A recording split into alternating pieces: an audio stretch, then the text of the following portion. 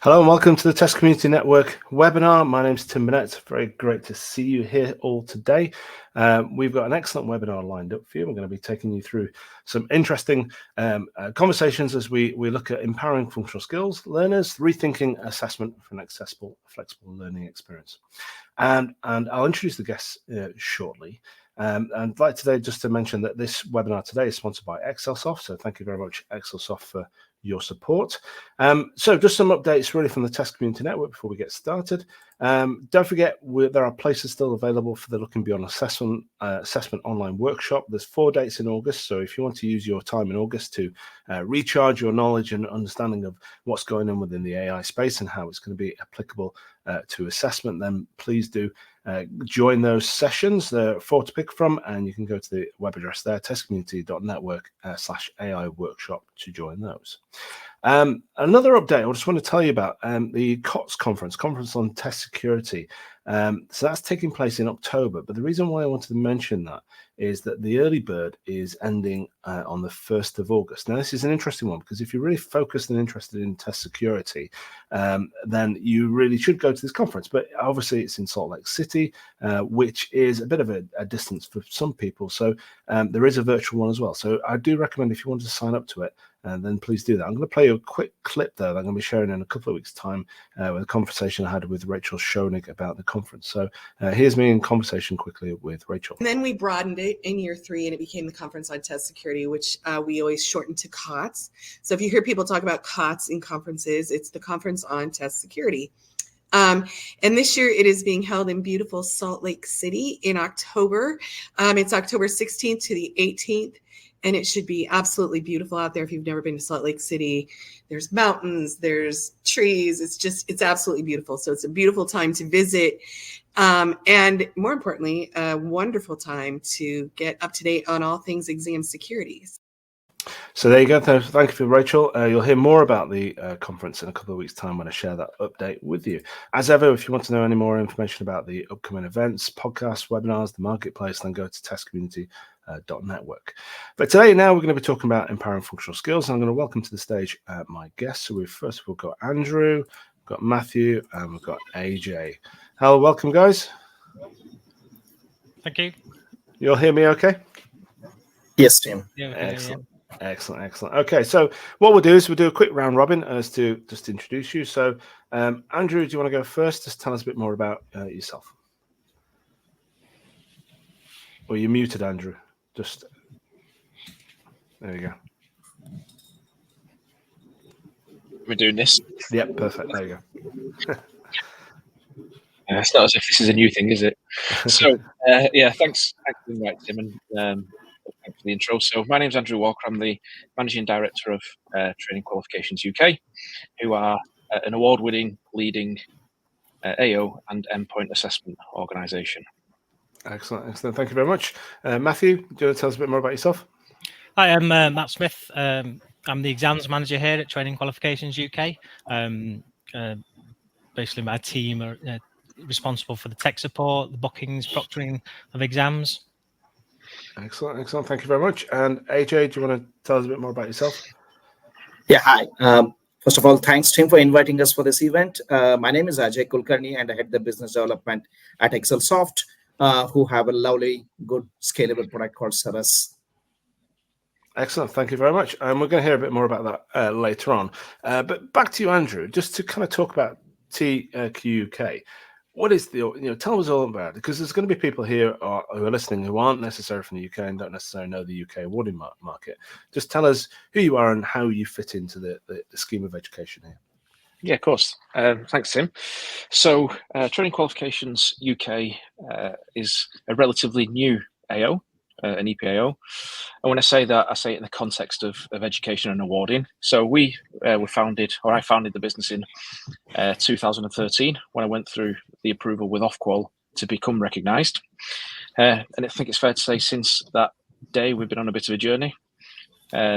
So if we fast forward 10 years, we were acquired by AQA, who are the largest assessment organisation in the UK. We have close on 150 staff members based up and down the UK. We have an office in Hong Kong, and we positively affect the lives of around 150,000 people, transforming their lives or helping them do what they do and transform their lives moving forward.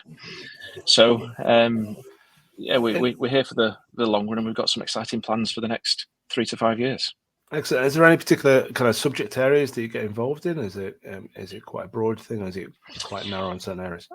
Yeah, so we are kind of a generic AO, so we're not a niche. So we work across various sectors. To give some examples, health and social care. We do some short compliance types qualifications in first aid, management, business admin, and on the endpoint assessment side of the business, that's very similar as well. Excellent. So that's great to hear. And it's quite a competitive space, isn't it? There are a number of I suppose off-call regulated bodies out there, but it's a great market to be in, and it's a great space to be in as well. And you really are making a difference to people and communities. So we're going to talk about functional skills today as being the kind of primary topic. Can you just kind of tell us a bit more about functional skills, Andrew? Kind of what are they? What are they trying to measure? Yeah. Imagine I was an alien from another planet and trying to kind of understand this particular qualification. That's quite easy to imagine, Tim. So they're essential maths and essential English skills, but they're delivered in a more practical way. So, for example, some of the questions will be more akin to what we do in our everyday lives. So it might be questions around what we're ordering when we go to a restaurant, or how many pints of beer we're ordering when we go to the bar. So they are more akin to what we do in an everyday life, and more practical and easier to understand for learners. So would you say it's kind of an academic-y thing, or is it more definitely in the workplace? More vocational, and the way that the learners are assessed. So in the English exams, for example, there are short answer questions for reading and writing skills, and a practical speaking and listening assessment as well. And the maths paper, you've got a calculator and non-calculator sections, with spaces to allow working, because learners will get marks for the working out, even if the end answer is incorrect. So it's a mix of questions.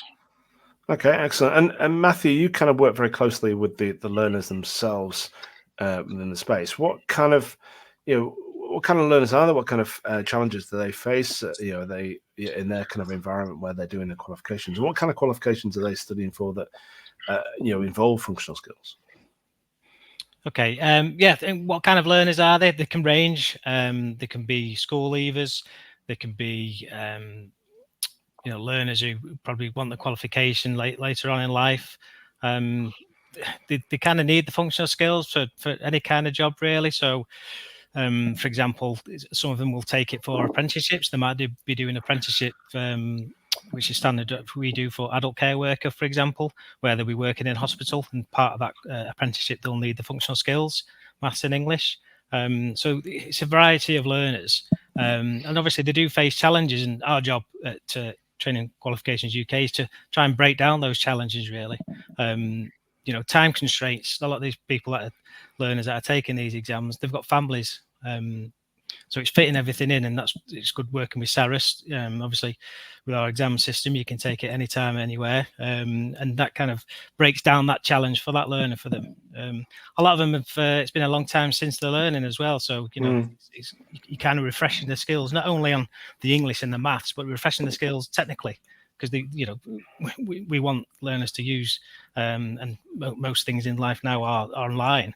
So it's getting used to the piece of equipment again, that they might not have even touched in quite a number of years, really.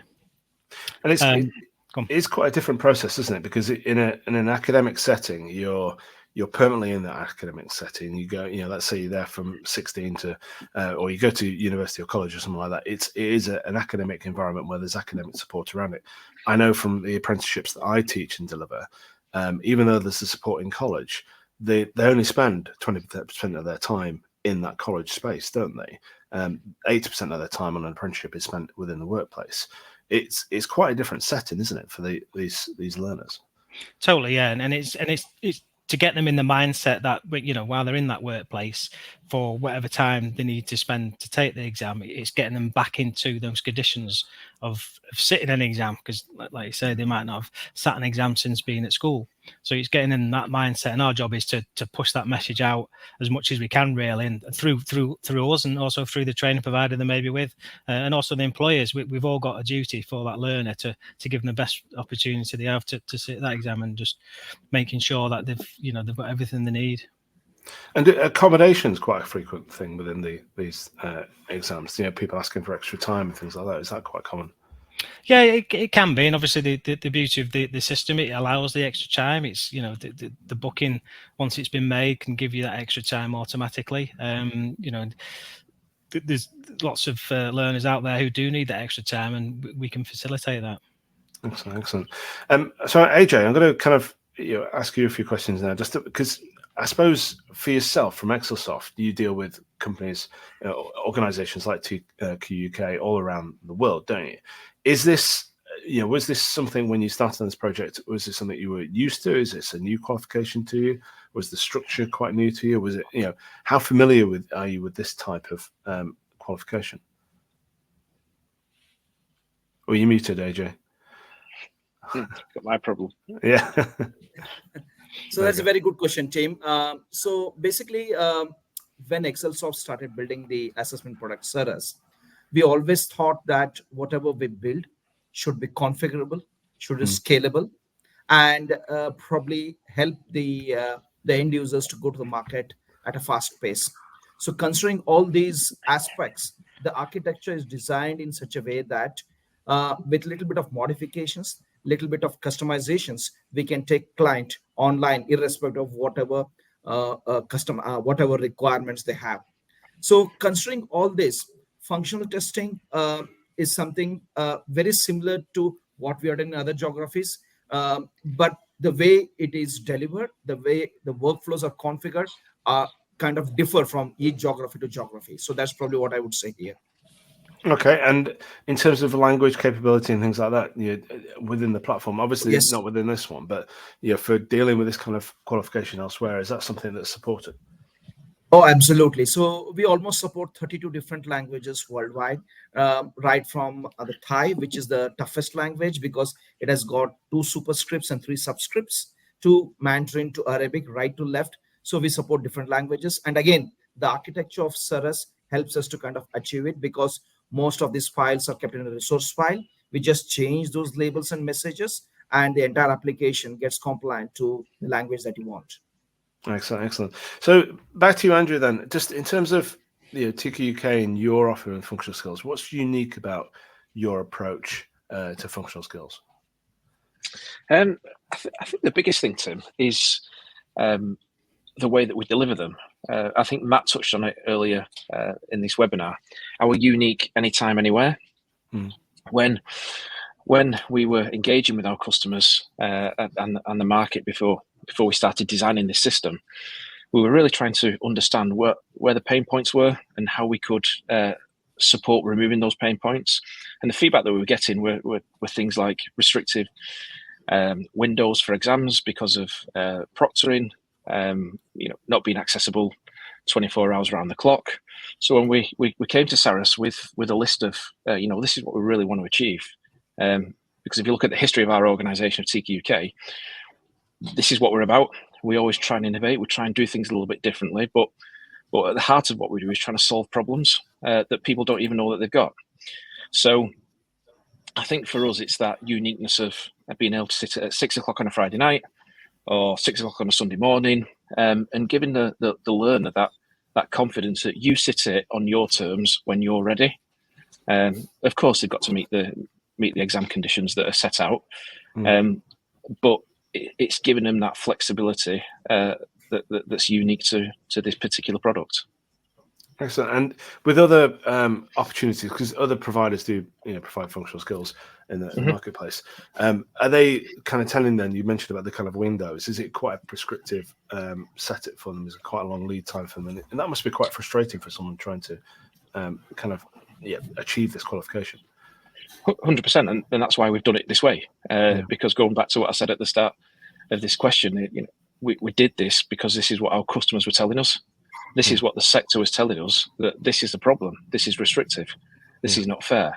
So can you do something about it? And our attitude has always been, we'll do what we can, and we've come up with this system that's fabulous, that works, and it's the sector loves it. Excellent. Matthew, do you want to talk us through the kind of process then of for the learner? What's involved in that journey for taking their functional skills? Yeah, so initially, obviously, the training provider or centre will register that learner on to the functional skills qualification. They'll make the booking. As soon as the booking's made, then that gives access for that learner to the system. So we have an email that's automatically sent as soon as the booking's been made to the learner. And within that email, there's various links to explain what system they need to use to use the system, guidance of how to sit exam conditions, etc., and login details, really. So when that learner gets that email, there's a link in there to access the homepage of the exam system. They'll fill in the details there, and once they go into the homepage, they are presented with the live exam. Prior to doing their live exam, they've access to practice exams, and they can take as many practice exams that they want. Within those practice questions, there's certainly for the maths is explanations of how to use a tool. So, for example, there's an online calculator on there, an online ruler, a protractor. So those practice questions are there for the learner to get used to the system, and two, to get used to the tools as well that they might need to answer those questions. Once they're ready and comfortable, once they've done practice questions, there is a system check test, so just to make sure that the piece of equipment the learner is going to use is compatible with the exam system. And once they've completed that, they will be able to take their live exam. Once they've answered all the questions and submitted it, depending on whether we're outside the awarding window, the results will be issued within 6 working days. Excellent. And in terms of you mentioned about the maths items there, and the maths question types, that's always been a big challenge for the assessment world, because how a lot of people learn things like that, and how I'm sure we all learn is all paper-based kind of experience. What kind of feedback do you get from them in terms of the maths item types? Do you find that they find the practice material very useful as part of it, or do you think it's kind of quite intuitive for them? Have you spoken to them about that? Yeah, it is useful. Again, that's the reason why we have the practice questions there, and once they complete a practice paper, they can request another one and another one and another one. Like I say, as soon as that booking is made, that date for the exam might not be in 2 weeks' time, but the system will allow you to the learner to log in as many times as they want, and they can do as many practice questions as they want. We just developed a mock system which will be similar to the practice papers, really, but it's actually the mock papers, and the more the learner can do, the better understanding and better use to be able to get out of getting used to the online tools. They like it, the learners like it. Don't get me wrong, it does take some getting used to, like when you're trying to measure something online, but like I said before, 99% of our stuff now is all online. So a lot of the learners will be used to utilizing technology that's available on laptops. Yeah, it's quite a change, isn't it, really, from back in the day when functional skills first came out. They're all paper-based, weren't they, which I suppose doesn't really relate to this kind of real world that we live in. And that's one of the whole reasons why functional skills was created, was to make it more of a real world test and assessment. Andrew, what's been the kind of reaction by the industry to your approach to this kind of on-demand anywhere approach? Yeah, so it's been really positive. I think some of our competitors, there's been a bit of disbelief of almost how you're doing that. We've done it through finely crafted tech combined with finely tuned internal processes. And what you do when you put those two things together, you get industry-leading SLAs and an industry-leading product. But it certainly has been met by some of our competitors with a bit of, really, literally, you can do it anytime, anywhere, which we can, and you can. And by the regulator has been very, very receptive to the new technology. They saw obviously some rigorous assurance through the approval process, which of course we've been able to provide. So on both sides, from competitors, stunned, from the regulator, happy, and that's always good, and from our customers and the customers that we don't yet work with, all very positive, all very good. Excellent. If anyone's got any questions for any of the team here, then feel free to drop them into the chat and we'll share them on there. We've got a few people telling us where they are. We've got sunny Liverpool. I don't know where everyone else is in the world, but there's nothing sunny in Bingley here at the moment. Just on the Ofqual side of things then, because Ofqual in the UK, for anyone who doesn't know, is the regulator of English qualifications. And this is what the functional skills kind of come under. They take the approach of, you kind of try and enable and do things, but make sure you got the evidence to defend yourself. Is that true? Is that the way that it's kind of has it worked, or do you feel that there is something that there's been lots of guidance for you beforehand to actually kind of prepare for this? What's your kind of relationship been like as Journey? Yeah, so for this particular product, you have to go through a technical evaluation where Ofqual will take, you have to take Ofqual through the journey.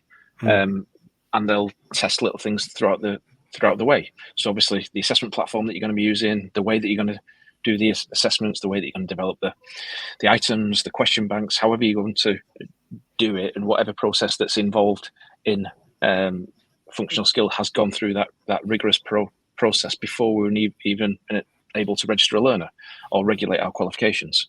So it's a little bit different to some other vocational qualifications. But albeit it's a good process for us to go through. It gives us that assurance that we've got it right, gives our customers and gives the industry assurances that we're doing a good thing here. Excellent. That's good to hear. And so, just kind of, Matthew, back to you. Kind of you mentioned about the learners and the training providers. The kind of feedback, particularly with the training providers. What because they're essentially your customers, aren't they, in this kind of process? Is that right for functional skills? What's been their kind of reaction? You talked about the learners' kind of reaction of enjoying it, but what's been the training providers in terms of their ability for their students to be able to take the tests anytime? Have they been welcoming towards this? Yeah, it's been really good, to be honest. Obviously, from a trainer's point of view, if a learner can take it at 6 o'clock at night at their home address, then that saves them a job of employing an invigilator to fit around a time and a location. So in terms of costings, sometimes you get training providers hiring out a room in a library, for example. So the beauty of it is that they don't have to find that invigilator for that learner, and the time scale for them when to take it can be at any time, really. So it has been good. They like the online system. There was one training provider who they were using another system, and the learners used to phone them all the time. So obviously that got quite resource intensive. But since coming over to us and using our system, they don't really hear from the learners, which is good. Obviously, we want to make that process as smooth as possible. When we first came on to functional skills, and obviously we did the pilot back in December, we had lots of training providers interested. And now obviously we're seeing quite a daily increase of numbers, which is really good to see. In terms of the you say it's kind of anywhere, anytime. How much has that been tested? In terms of the times these things have been taken. Have you had anyone try and take them in moving cars at 12 o'clock at night? How much have they pushed that? They've pushed it. There's 4 o'clock in the morning, 11:30 at night. They do push it, because like I said before, the learners that are taking these exams, they work, and they might be on a night shift, they might be on a late shift, but they do work. So they consider it all times of the day, really. 4 o'clock in the morning might be the best time when the kids are asleep. Absolutely. Yeah. And on a strong coffee. I know sometimes I think when you're ready for these things, it's about you, isn't it? And that's one of the big challenges with when you go into a centre to take an examination, you've maybe got the travel of there, you've maybe got the time frame that's been set. So the exam's been set at 9 o'clock, but that doesn't work necessarily for you because you've got to drop the kids off, and it's a rush and all that kind of thing. It can be quite a stressful thing. And it's interesting you said about the resources for the centre as well. I know with the college where I teach, resources and rooms and things like that are finite. You just don't have the availability. You might have a lovely computer suite, but when you've only got 2 students who want to sit and take an examination, that's quite a burden on the resources, isn't it, for kind of taking through that. So go on, Andrew. No, I was just going to say you made a really, really pertinent point then, Tim, about the pressures and the stresses of actually going to sit an exam, because there's that factor as well where a learner, an apprentice, if they've got a set date and a set time and a set assessment window and they have to actually go and sit that exam, there might be a lot of self-built up tension and nerves. And the beauty about what this system does, it allows that learner to take the test on their terms. There's no one telling them that you have to be at a certain place at a certain time. You can sit that test when you're absolutely relaxed and when you're ready to do it and when you're feeling your best. Because we all know that you have good days, you have bad days.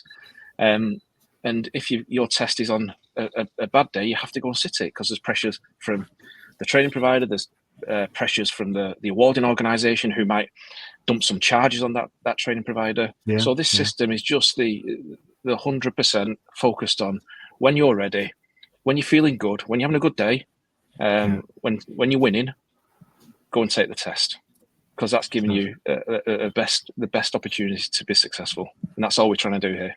Yeah, it is about giving the best opportunities to everyone, isn't it? Giving everyone a chance to shine. Do you find that, just in terms of that timeline, just interested on this one, because let's say an apprenticeship is 18-month long period of course, do you find that they get it done and dusted out of the way if it's part of the thing, or do you find that sometimes they might leave it to the last minute, or because they just built themselves up in that space? Is there any kind of pattern there? It's horses for courses.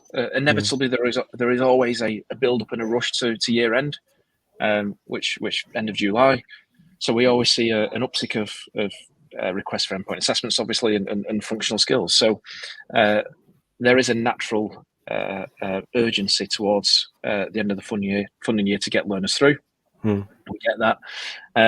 But then there'll be apprentices or people who, as soon as they're registered, will feel ready. The training provider and the assessor might say, yes, you're ready. And then it's up to them whenever they want to go and sit it, they can go and do it. And does that play then into, so if you've got that peak demand, the fact that it's on demand, it's record and review, there is no invigilator, so that the resources are therefore lighter. That must be quite easier. It must make it easier then for people to schedule it, because they don't have to schedule it because someone's going to sit there and watch them. It's correct. They can take it any time. That must be a big relief as well, mustn't it? 100%. And again, go back to right to the very start when we started talking to our customers about this great product we're going to bring to market. It was very much trying to get rid of some of these pain points, and that there, Tim, is one of the pain points that you've identified and you've described. Excellent, that's good. And I think it's good to listen to the customers, isn't it? It's all part of the, I come from a marketing perspective. You need to be listening and talking to people. I've got a question here from Mo. Are you using the power of AI in any of your testing mechanism? Is that a question for you, AJ, maybe in that one? Oh, yes, we do. We have AI in the remote proctoring. Basically, it's like an augmented proctoring, which kind of identifies if a user is trying to cheat, and we kind of flag it up. So that way, basically, TQUK proctors can look at those particular parts. So we do have AI for that. We are trying to bring in more AI aspects in item authoring as well as meta tagging, but that's work in progress at the moment. Yeah, so that's all part of the kind of lead up and the design and development of the test, isn't it? Yeah, I suppose. I know Ofqual are being quite strict, really, in their approach to saying that no decisions can be made ultimately by AI at present, and I think the phrasing is currently. So potentially they may have something on there. I think they are monitoring it quite carefully, aren't they? So just in terms of then, AJ, just for doing this kind of project for TQUK, what was involved for you? What was involved in you being able to support this? Were there any kind of particular challenges? What kind of technology? Do you want to expand on the technology that you've used as well? Sure. So basically, Saras, the brand name under which we sell the product, we are almost 200 plus clients, and having this big client base kind of helps us to kind of build in a well-oiled process mechanism.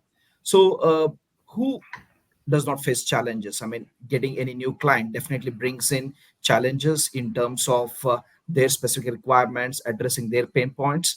So considering all this, we have built in a kind of a process by which we kind of take the client on board, kind of handhold them, kind of understand their pain points, and then stitch in a solution.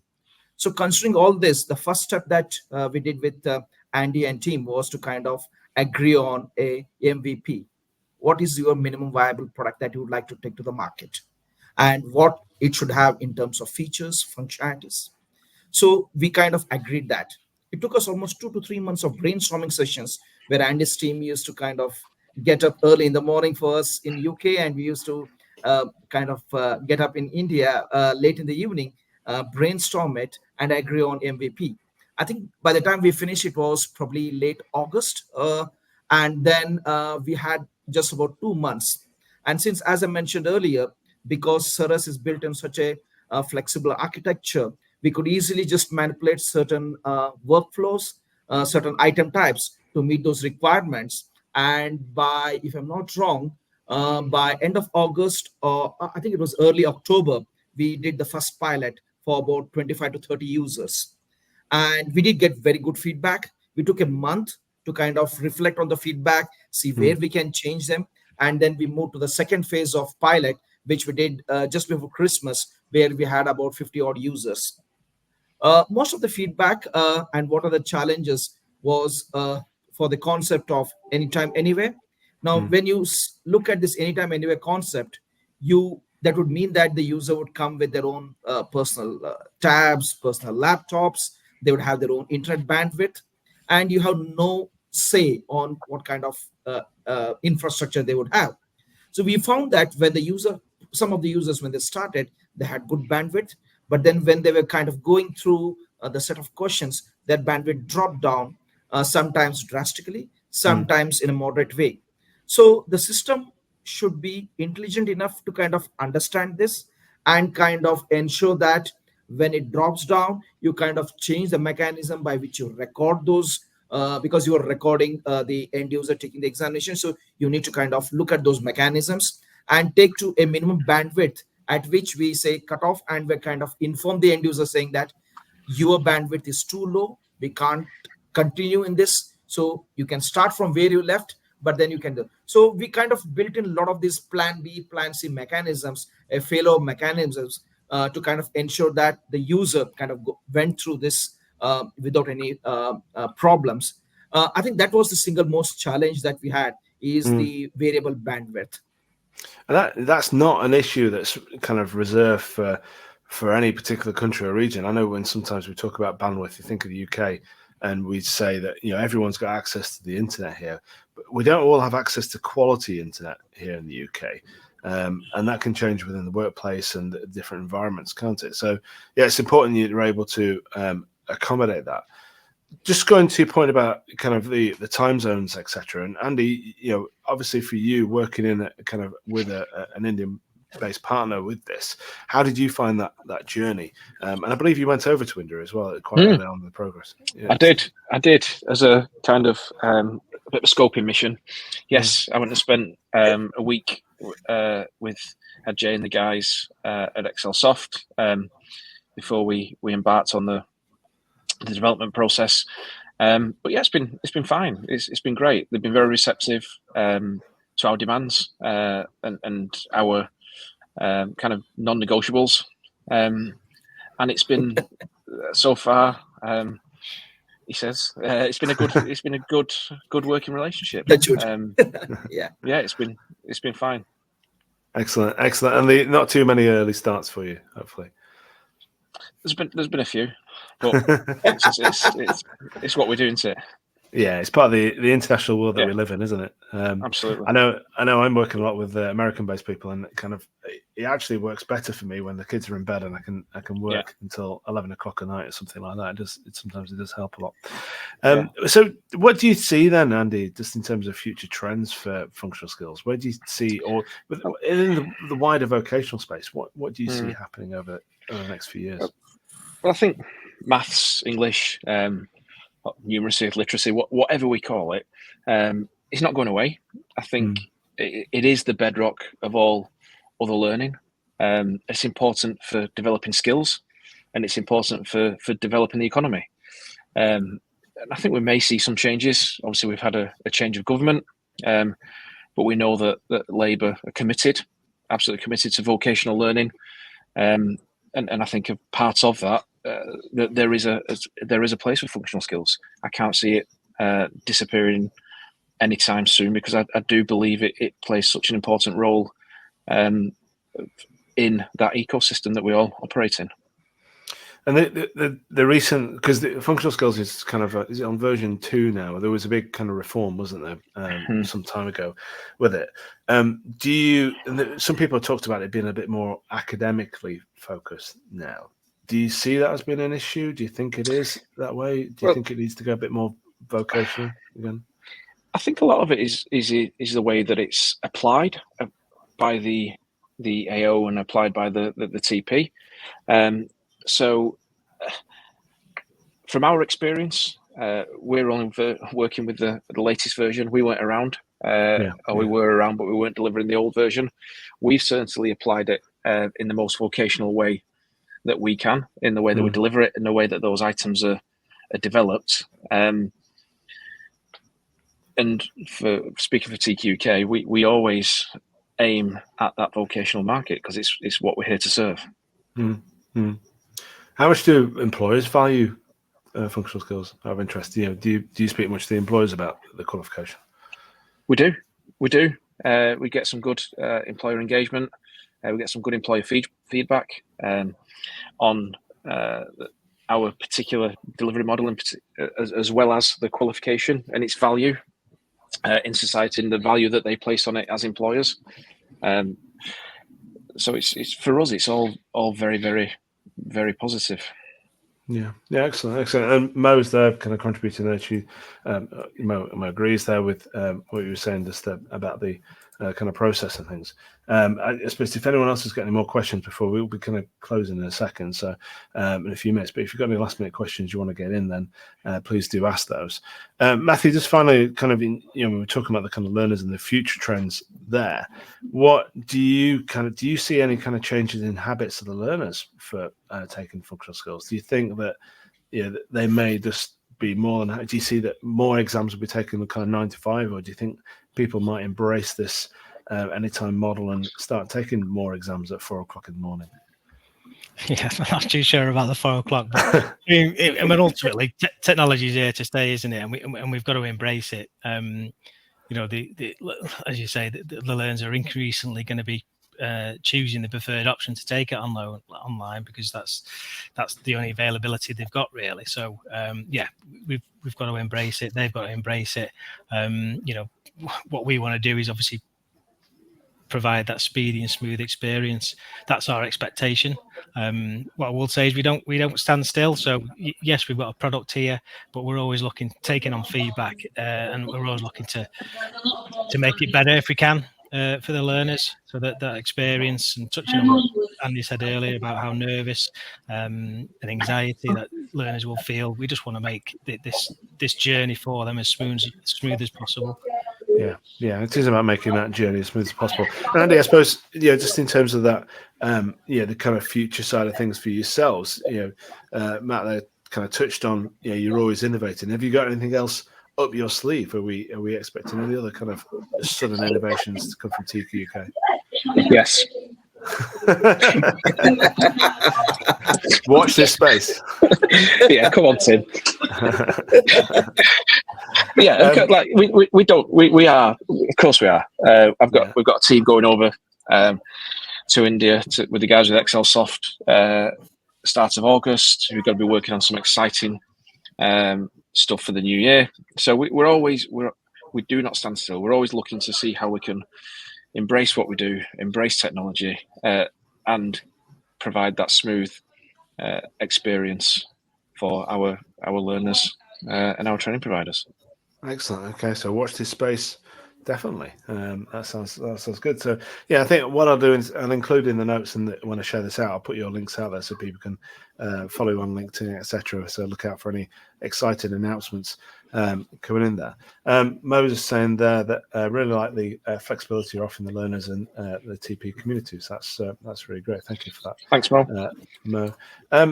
AJ, just in terms of your innovations and things on the horizon, we kind of touched a little bit on AI, but what's on the horizon for yourselves? We are spending a lot on AI, primarily not just for the heck of doing AI because AI is the buzzword. We are trying to build in a lot of widgets which actually help people to kind of use in different aspects. So it could be in terms of authoring, it could be in terms of marking, it could be in terms of catching people who are cheating, it could be in terms of document chat. So basically we have different widgets. So basically what we've done is we have built a AI framework, and using this AI framework we have a specialized team which is dedicated for AI innovation. So these two are kind of forming the foundation for us, and this has helped. We already started pilots with 5 organizations, 3 in the US and 2 in the UK, where people are piloting out these widgets that we have built in, and we are seeing very good results out of it. So that's something that we are really proud of, and we would want to be as innovative as possible, because being in the product industry, we need to be innovative, we need to be ahead of the competition, and that's probably the motto of Excelsoft right from day one. So we want to be the forerunner in the AI as well. So I think we are investing huge, and we'll continue to invest more in that. Excellent. And I've seen the kind of presentations and talks at conferences about the micro these kind of micro apps. I think they're a great way of people, I suppose, getting used to the idea of AI within their platforms without necessarily making some kind of big sudden decisions to change solutions. And the one that stood out to me was the meta tagging one. I think you mentioned it earlier. Just the idea that you could have it rinse through all your content to give you all those valuable tags that you could then add into whatever platform you're using as part of that journey. So exciting times as well then from Excelsoft. Excellent. Yes. Well, so we've got no more other questions come through today, so that's absolutely fine. It's we get sometimes we get lots, sometimes not many, but that's great. Well, I just want to say kind of thank you. I think I'm really quite impressed by the work that you're doing, particularly for the learner, taking that step to give them the option to have that flexibility in the how they take their examinations is a great step forward. And it's always nice to see some innovation in, even with qualification like functional skills, which has been around for some time. There is always that risk, isn't there, that particularly with functional skills as well, because it's quite a cheap qualification in some ways, isn't it? But it's an expensive one to create and deliver. So it's great that you guys have actually stepped up and said, let's change this and make it better for the learner. Well, thank you very much. Thank you, Andrew. Thank you, Matthew. Thank you, AJ. Much appreciated. Yeah. And thank you for your time. And we'll speak to you in the green room after. We'll have a Chardonnay in a few moments. Sure. Okay. But I'll drop you off, and I'm just going to play for everyone now. Just a quick reminder of the event that I've got coming up, the workshops that I've got coming up later on in August, so you can learn more about AI and its implementation in the other marketplaces and other worlds, other sectors, and what kind of change it's going to make to everyone here within the assessment space. So here's just a quick promo of my workshops that are coming up soon. Hello, Tim Burnett here. Hope you're all safe and well. Now, have you been looking and hearing about all these amazing generative AI solutions, but not quite putting it into the frame of how it's going to affect assessment? Well, I'm running 4 workshops in August. They're going to be repeated sessions, so pick whichever one you can make. And I'm going to be looking at the amazing solutions that are coming along. So generative AI solutions for image generation, video generation, music and audio generation. We're looking at cloning as well, looking at cloning yourself or how the impact that might have on the assessment space. And finally, we're looking at augmented spatial, the convergence of all these technologies that are going to be coming along. So join me in August for one of my amazing Looking Beyond Assessment workshops. I'll see you there.